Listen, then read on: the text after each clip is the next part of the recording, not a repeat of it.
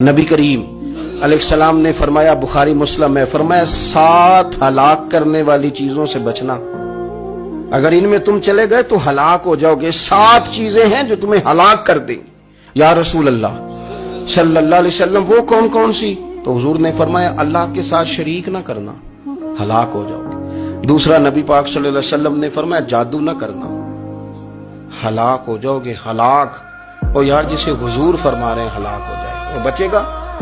نبی پاک صلی اللہ علیہ وسلم نے تیسرے نمبر پر فرمایا، جس شخص کے قتل کرنے کو اللہ نے حرام قرار دیا ہے اسے قتل نہ کرنا، ہلاک ہو جاؤ گے۔ چوتھے نمبر پر رسول پاک علیہ السلام نے فرمایا، سود نہ کبھی بھی کھانا، ہلاک ہو جاؤ گے، ہلاک۔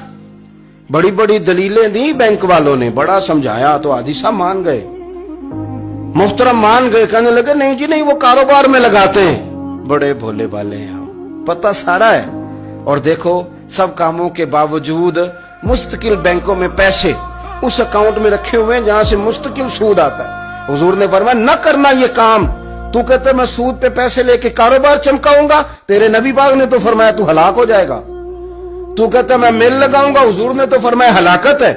تو کہتا ہے میں بڑا کچھ کر جاؤں گا تو ہلاکت ہے۔ اچھی طرح سمجھ لیں، اصل مال بھی ضائع ہو جاتا ہے اس بندے کا جو سود کا مال ملا لیتا ہے، اصل برکت بھی اڑ جاتی۔